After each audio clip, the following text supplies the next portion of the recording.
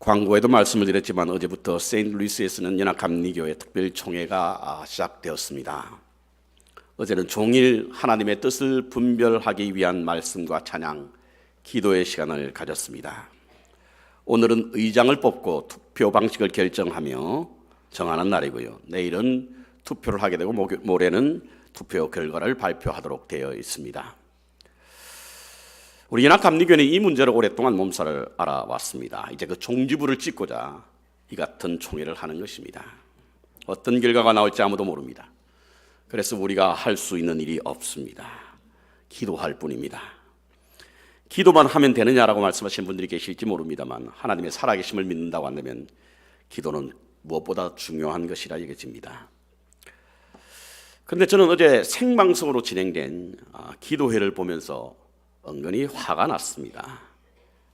왜냐하면 우리는 지난 여러 해 동안 이 일로 인해요 연합감리교회가 예수님의 지상명령인 제자를 삼아 세상을 변화시키라고 하는 본질적 교회 사명을 잃어버렸기 때문에 그렇습니다. 선교와 구제 그리고 미래를 위한 비전을 제시하기보다는 온통 동성연애에 가는 것만 다루었으니 우리 교단은 지난 몇 년 동안 그 시간이 정지되어 있는 듯한 그런 느낌을 받기 때문에 그렇습니다.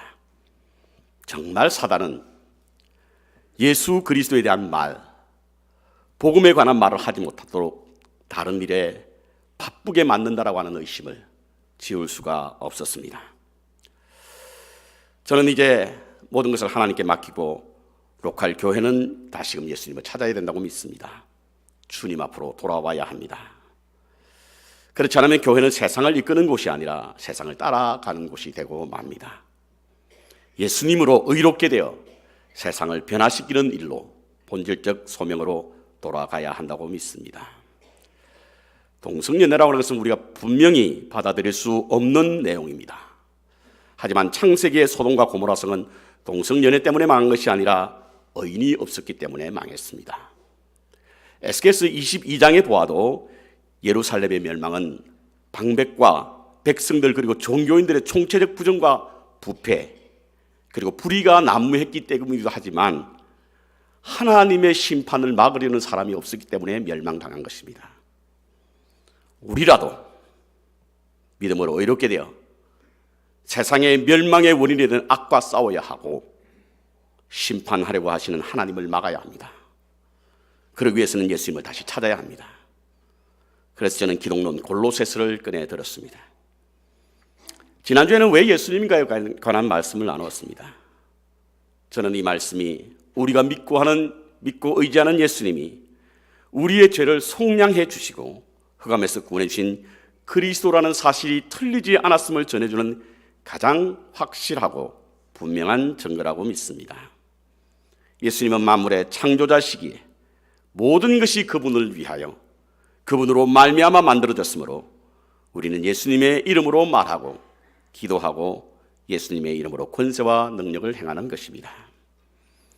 여러분과 제가 하나님 앞에 거룩하고 흠이 없고 책망할 것이 없는 자로 서기 위해서는 이러한 믿음과 소망이 흔들리지 말아야 합니다.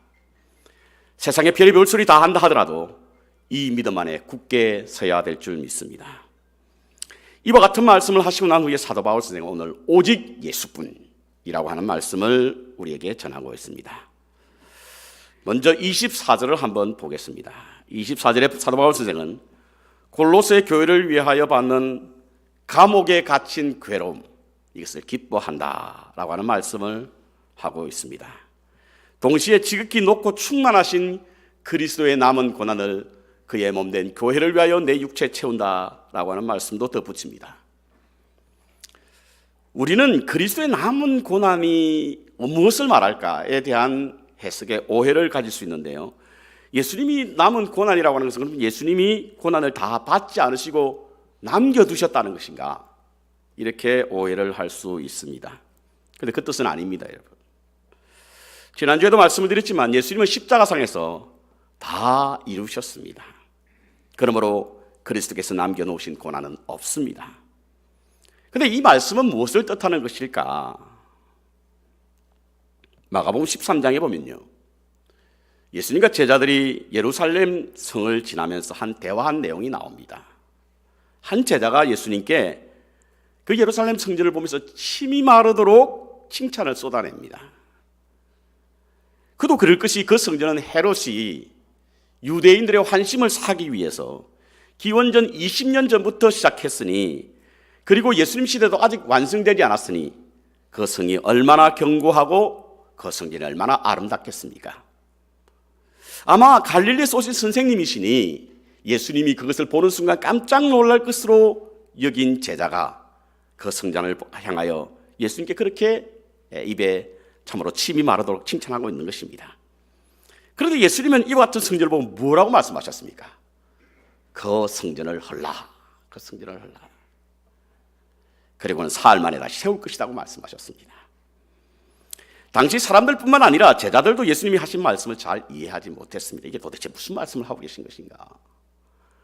그래서 예수님이 십자가에 달리실 때 사람들은 이 말을 떠올리며 예수님을 조롱하기도 했습니다.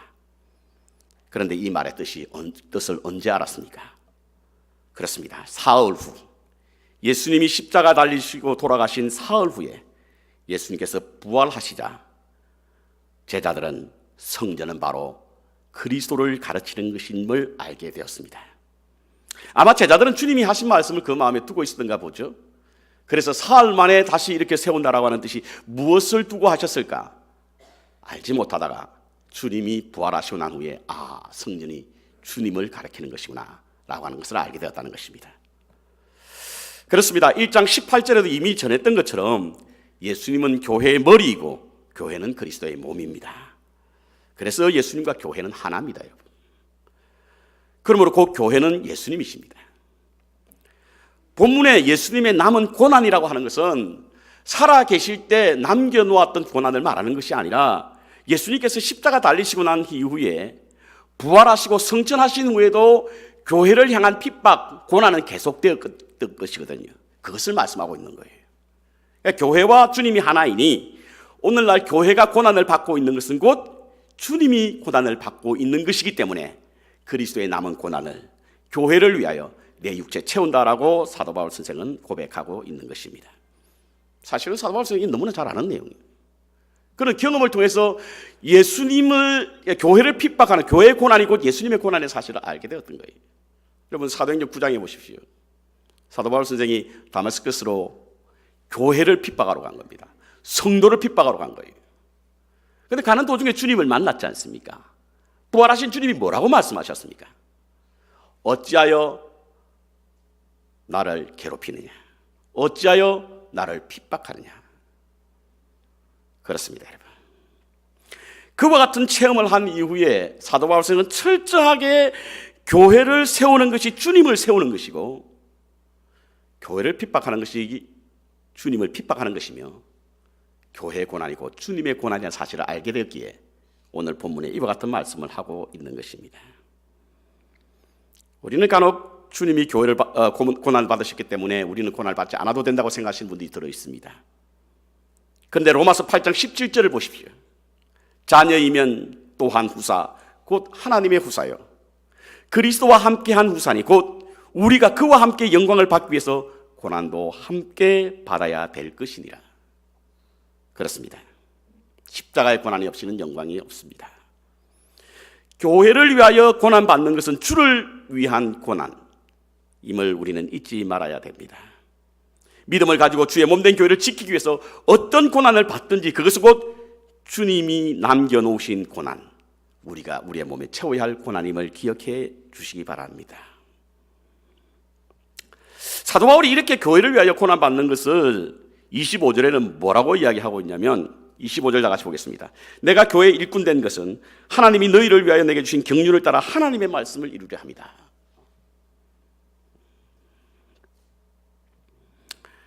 하나님께서 이와 같은 고난을 미리 예정하셨다는 겁니다. 그리고 그것을 사명으로 여겼다는 거예요. 실제로 사도 바울 선생은 부활하신 주님을 만난 후에 그의 눈이 멀어졌습니다. 그래서 앞이 보이지 않았던 것입니다. 그때 마침 다메섹에 있는 아나니아라고 하는 제사장으로부터 안수를 받아 눈을 뜨게 되었는데요, 주님께서 아나니아에게 사울에 대하여 말씀하시기를 내 이름을 이방인과 임금들과 이스라엘 자손에게 전하기 위하여 나의 택한 그릇이야. 그가 내 이름을 위하여 얼마나 고난을 받아야 할 것을 내가 그에게 보이리라. 이미 그는 고난을 받을 것을 미리 알게 되었다는 거예요. 그러니까 바울은 자신이 고난받고 있는 것은 이전에 주님께서 미리 말씀하신 것이고 그것을 바울은 사명이라 여기며 그것을 이루는 것이다 라고 오늘 본문에 말씀하고 있는 것입니다. 자, 이렇게 말씀하시고 난 후에 26절부터 느닷없이 하나님의 비밀에 관한 말씀을 하고 있습니다. 이 비밀은 만세와 만대로부터 온 것인데, 감춰져 있던 것인데 이제는 그의 성도들에게 나타났다.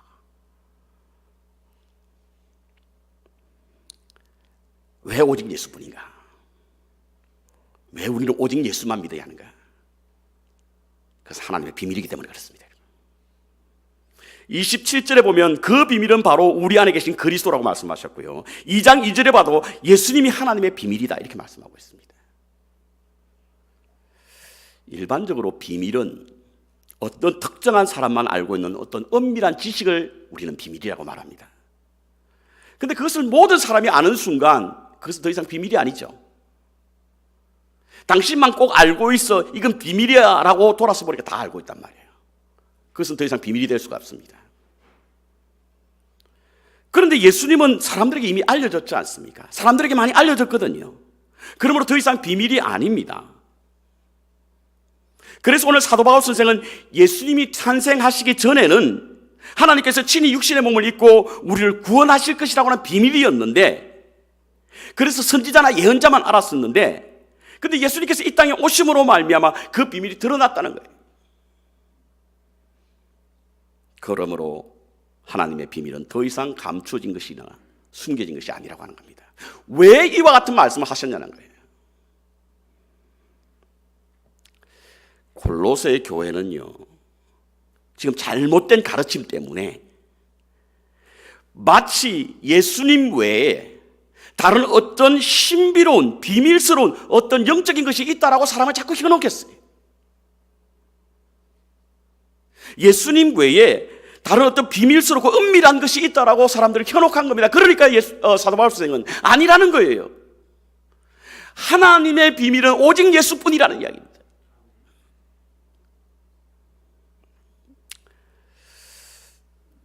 이사야서 9장에 보면요, 하나님의 비밀을 드러내시는 예수님의 탄생을 예고하면서 한 아기로 태어났고 이렇게 예언하고 있습니다. 한 아기로.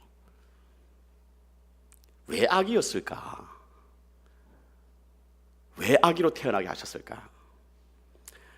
저는 여기에 두 가지 의미가 있다고 봅니다. 첫 번째로는 모든 사람이 볼 수 있고 모든 사람들이 알 수 있도록 하기 위해서 아기로 태어난 거예요. 어느 날 갑자기 성인으로 마치 슈퍼맨처럼 나타났다고 한다면 출처도 알 수 없고 삶의 백그라운드도 알 수 없습니다.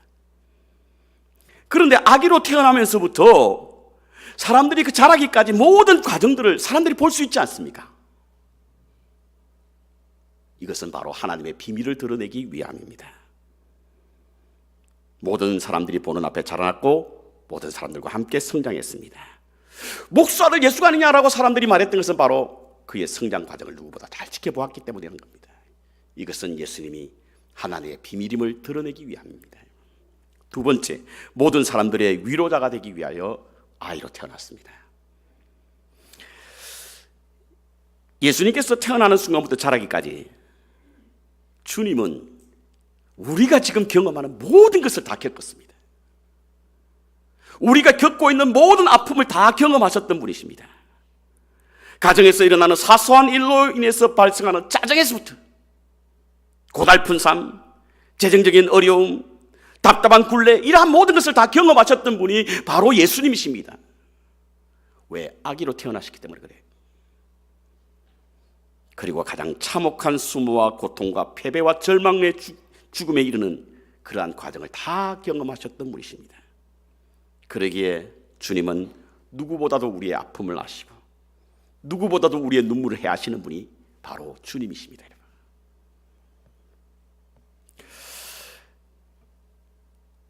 이게 얼마나 놀라운 일입니까, 여러분? 아이로 태어난다는 것이 얼마나 놀라운 일입니까? 스스로 높은 보좌를 버리시고 이 땅의 모든 사람들이 볼 수 있도록, 알 수 있도록 아기의 몸으로 우리가 겪는 모든 과정들을 다 경험하심으로 우리의 위로자가 되었다니 얼마나 놀라운 일입니까? 그래서 이사야 선지자는요, 아기로 태어날 것을 말씀하시고 난 후에 기묘라, 모사라, 영존하시는 아버지시라, 평강의 왕이라 이렇게 이야기한 거예요. 기묘와 무조사, 영존하시는 아버지, 평강의 왕이라는 표현은요, 신에게만 적용되는 호칭입니다. 아기로 태어나셔서 모든 사람들에게 다 알게 하는 하늘의 비밀, 그것을 보이시고 성장하면서 겪는 모든 아픔, 그 아픔, 우리가 겪는 그 아픔을 다 경험하시니 진실로 하나님은 우리에게 얼마나 원더풀한 모사, 기묘, 모사, 카운셀링 할 수 있는 분이냐 이거예요.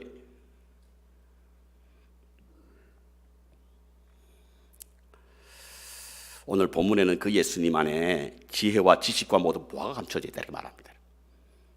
하나님의 비밀이신 예수님께서, 예수님 안에는 모든 지식과 지혜와 보화가 담겨 있습니다. 이것이 바로 하나님의 비밀인 이유입니다. 다른 곳이 아니라 오직 예수 안에 있다는 것입니다. 그러므로 그리스도의 비밀을 알고 그 보배를 담은 사람은요, 우겨 쌓임을 당해도 쌓이지 아니하고, 답답한 일을 당해도 낙심하지 아니하고, 핍박을 받아도 버림받지 않고, 거꾸로 뜸을 당하여도 멸망하지 않는다고 고린도후서를 말씀하고 있는 거예요. 보배를 담고 있기 때문에. 28절에 사도 바울 선생이 이 사실을 골로새 교회 그리고 우리들에게 전하는 이유는 그리스도 안에서 우리를 완전케 하기 위함이다 이렇게 말씀하고 있습니다. 다시 골로새 교회의 배경을 잠깐 보면요, 그곳에는 만연된 이단 사상이 있었습니다. 그것은 그리스도를 대적하거나 배척하기 위한 것이 아니라 예수님마저도 부족하다는 생각을 가진 사람이에요. 주님 플러스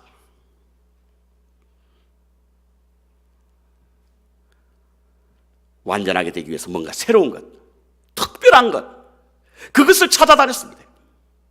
그것을 구했습니다. 그러니 여기저기에서 온 출처도 불분명한 그런 신앙과 사상 그리고 전통이 혼합주의가 되어서 골로새 교회를 흔들기 시작한 거예요. 여기에 사도 바울 선생은 오직 예수뿐이라고 하는 이야기를 한 겁니다. 그곳에 하나님의 비밀이 있다는 이야기예요. 모든 지식과 지혜 그리고 하나님께서 하나님의 보화가 예수 그리스도 안에 담겨 있다는 겁니다.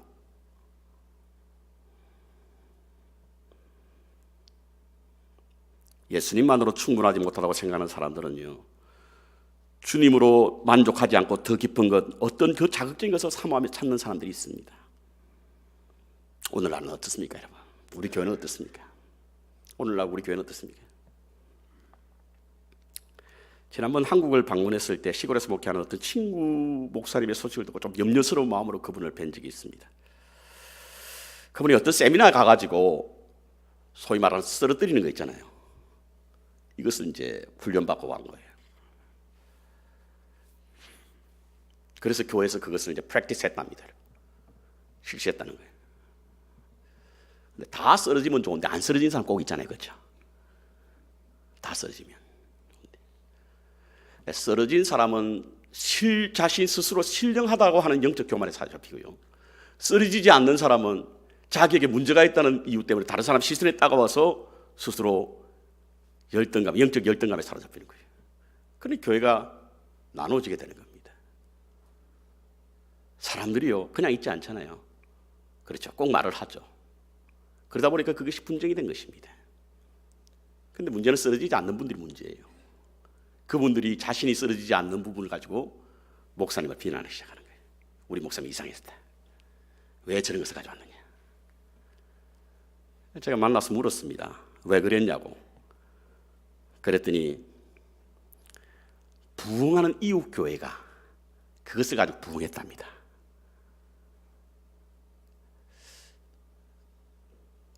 하나님의 은사는요, 부흥의 수단이 아닙니다, 여러분. 교회 필요해서 주신 것이지, 그것이 어떤 것이든 간에. 자꾸 우리는 우리 교회에서 일어나고 있는 여러 가지 프랙티스를 어떤 수단으로 사용하다 보니까 그것을 사용한 사람들은 점점 더 이상해지는 거예요.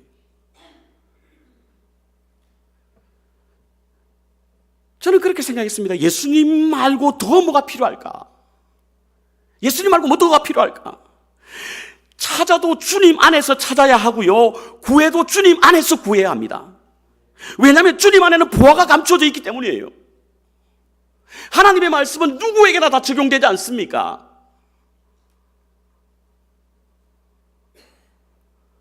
주님 한 분만으로 부족하다고 느끼시는 분은요, 예수님이 모자라서가 아니라 예수님과의 바른 관계를 갖지 못하기 때문입니다. 여러분, 너희가 내 안에 거하고 내 말이 너희 안에 구하라, 그리하면 무엇이든지 구하라, 그리하면 이루리라.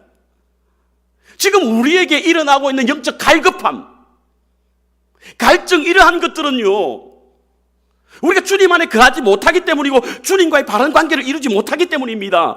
만약에 그리하면 예수님께서 무엇이든지 구하라고 하잖아요. 왜냐하면 예수님 안에는 보화가 있기 때문에 그렇습니다. 파도 읽어도 우리에게 영적 풍요함을 가져주는, 여러분 신앙생활 하신 분들 그런 말씀 하잖아요. 옛날에도 이 성경을 읽었는데 그때는 알지 못한 걸 지금 알게 되었다는 거예요. 이게 신비입니다. 신비.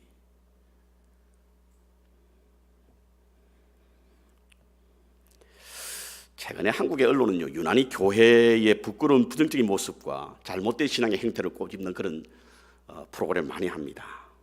음모론을 말하는 사람도 있지만 올바른 믿음의 삶을 위하여, 그리고 건강한 교회를 만들기 위해서 우리가 겪어야 할 아픔이라고 하면 마땅히 감수해야 될 것입니다.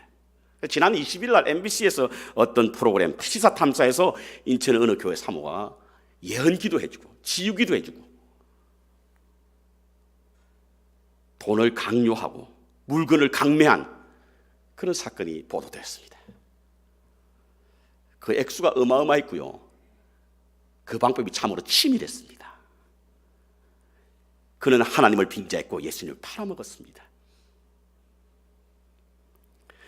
우리의 미래는 하나님의 영역이고, 그래서 하나님은 알지 못하게 하셨는데, 인생은 연약한 존재이기 때문에 미래에 대한 두려움이 있기에 장래를 알기를 원합니다. 그 약점을 이용한 거예요. 그러면서 물건을 강매하면서 이거 안 사면 아들에게 무슨 일이 난다, 딸에게 무슨 일이 난다, 이와 같은 협박으로 자신의 이익을 취한 것입니다. 여러분, 영적 세계와 은혜의 세계는요, 물질의 구속을 받지 않습니다. 어떤 은사를 보이고는 금품을 요구하는 것은 모두 가짜입니다. 여러분, 저는 이와 같은 사건은 우리에게 있는 예수님 외에 딴 것, 예수님 플러스 어떤 것, 그것을 요구하는 우리 인간이 가진 욕망 때문이라고 생각합니다. 지금도 교회 다니시면서 그걸로 부족해가지고 전보로 다니시는 분 계시잖아요. 예수님 믿으면서 혹시 모르니까 절에도 좀 갔다 왔다 하시는 분들도 계시네요. 예수도 믿고 부자도 되고, 예수도 믿고 높은 자리도 오르고, 예수도 믿고 권력도 잡으면 참 좋습니다. 저는 그렇게 되기를 축복합니다. 그러나 그러한 것이 없어도 주님 한 분만으로 만족할 수 있어야 될 줄 믿습니다. 그 안에 모든 비밀이 있고 지식이 있고 지혜가 있고 보화가 있기 때문에 그렇습니다. 그렇다면 주님 한 분만으로 만족하기 위해서 어떻게 해야 할 것인가? 6절과 7절에 세 가지를 말씀하고 있는데, 첫째로 우리는 그리스도 안에서 행해야 됩니다. 그리스도 안에서 행한다라고 하는 것은요, 예수 그리스도가 우리의 중심이 되어야 한다는 겁니다. 주님이 우리의 중심이 되어야 합니다. 여러분, 왜 우리가 주님 한 분만으로 만족하지 못합니까? 여러분, 세상이 우리의 중심에 들어와 있기 때문에. 세상은 어떤 곳입니까? 끊임없이 비교하고 끊임없이 시기하고 끊임없이 경쟁하는 곳이 바로 세상이거든요. 그러니 그곳에 무슨 하나님이 주신 평안이 있고 기쁨이 있겠습니까? 다른 사람보다 더 잘 살아야 하고 높은 자에 이르려고 하고 인정받고 칭찬받아야 하고, 그러니 예수님의 한 부분으로 만족하지 못하는 거예요. 우리의 중심이 주님 안에 있다고 한다면 한 분만으로도 만족할 수 있는 줄 믿습니다. 여러분, 아직도 예수님 한 분만으로 만족하지 못하시는 분들이 있으면 우리의 중심이 지금 어디 있는가를 보시기 바랍니다.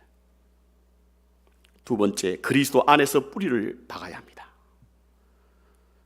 식물은요, 뿌리를 통해서 자양분을 섭취하여 자라게 되어 있습니다. 그러므로 어디에 뿌리를 두었는가는 매우 중요합니다. 골로새 교인들은 이미 과거에 그리스도를 영접하고 그에 대한 신앙을 가졌습니다. 하지만 교회는 난무한 그런 각양의 전통과 철학과 그리고 이단 사상이 교회 안에 들어와 혼란케 하니까 성도들이 뿌리를 주님 안에 내리지 않고 다른 곳에 내리게 있는 거예요.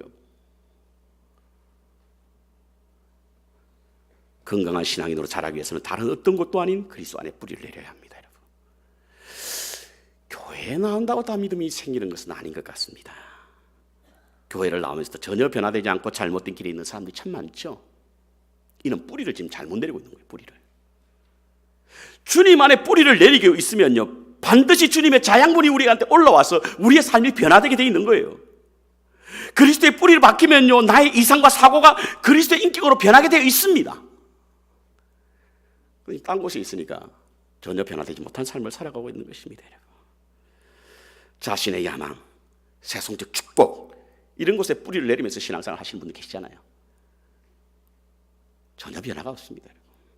변화된 믿음의 삶을 살기 위해서 우리의 뿌리가 주님 안에 박혀 있어야 합니다. 가룟 유다는 3년 동안 주님을 쫓아다녔지만 그 뿌리가 자기의 욕망에 사로잡혀 있었던 거예요. 주님을 팔아먹은. 시편 1편에 보면요, 복 있는 사람이 어떤 사람입니까?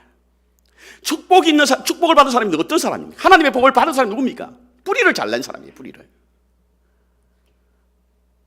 악인의 꾀, 죄인의 길, 오만한 자의 자리에 뿌리를 내린 것이 아니라 시냇가에 뿌리를 내린 사람이 바로 복 있는 사람이라는 거예요.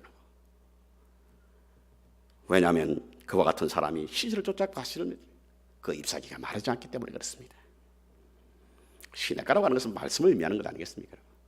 말씀에 뿌리를 내면요, 그 말씀이 우리를 자라서 영적 성장을 가져오는 자양물이 되어서 우리의 삶을 변화시킨다는 거예요. 마지막으로 교훈을 받은 대로 믿음에 굳게 서서 감사함이 넘치게 하라. 여기서 말하는 교훈은요, 에바브로가 이미 골로새 교회를 향하여 전했던 것입니다. 그리고 그 내용은 주 대신 그리스도의 복음의 진리를 말하는 것입니다. 그리스도의 지고성, 가장 높은 그리스도의 충만성, 모든 것을 가지고 있는 이것을 바로 에바브로가 골로새 교회를 향하였는데, 이 믿음에 굳게 서라고 하는 것입니다. 모든 것이 주님 안에 있고 모든 것이 주님에 의하여 존재하는 그런 믿음을 갖고 있으라라고 하는 이야기입니다. 뿐만 아니라 감사함이 넘치게 하라라고 말씀하고 있습니다. 여러분, 감사는요, 눈에 보이지 않는 믿음에 대한 눈에 보이는 증거입니다. 여러분, 감사는요, 눈에 보이지 않는 하나님의 은혜에 대한 눈에 보이는 응답입니다. 그래서 감사하는 사람은요, 믿음이 있는 사람이요, 감사하는 사람은 은혜를 받은 사람입니다. 하늘의 비밀이신 예수 그리스도가 누구인지 알았고 그 은혜가 얼마나 크고 놀라운지 알았던 사람만 감사가 넘칠 수 있는 거예요. 이 감사가 우리에게 하나님 한 분만으로도 만족해 하시는 줄 믿습니다. 충고와 소식은 다릅니다. 여러분, 충고는 우리가 해야 하는 일을 조언하는 것이고 소식은 있었던 일을 전하는 것입니다. 충고는 우리에게 뭔가 해내라고 촉구하지만 소식은 이미 벌어진 일에 대한 인식하고 반응하라는 것입니다. 충고는 모든 것이 우리에게 달려있다고 말하지만 소식은 이미 누군가 했다고 하는 것을 말하는 것이다. 여러분, 가스펠은요, 복된 소식입니다. 여러분. 그것을 가지고 충고하려고 하지 마시기 바랍니다. 그냥 소식만 전하면 됩니다. 그것은 이미 이루어졌던 일입니다. 예수님께서 오직 예수밖에 없다는 사실을 이미 알려진 사실이에요. 드러난 하나님의 비밀입니다. 그것을 전하기만 하면 되는 거예요. 이미 이루어진 일이기 때문에. 어떤 특정한 사람이 더 많은 것을 가지고 있다고, 더 깊은 것을 알고 있다고 그 미혹에 넘어가지 마시기 바랍니다. 그 소식은 이미 모든 사람들에게 다 알려진 소식입니다. 주님 외에 다른 곳에 진리를 찾거나 구하지 마시기 바랍니다. 주님 안에 지식과 지혜와 모든 표화가 감춰 있다는 사실을 잊지 마시기 바랍니다. 주님 한 분만으로 만족한 삶을 살기 위해서 주님이 우리의 중심에 있어야 하고 주의 말씀이 우리 신앙의 뿌리가 되어야 하며 주신 은혜 감사가 넘쳐야 될 줄 믿습니다. 이때 우리는 오직 주께만 소망이 있음을 알게 되고 주님 한 분만으로 만족하게 될 수 있는 줄 믿습니다. 이와 같은 믿음으로 하나님의 비밀을 맡은 자로서 사명을 잘 감당할 수 있는 여러분과 제가 그리고 우리 몸된 교회가 되기를 주님의 이름으로 축원합니다.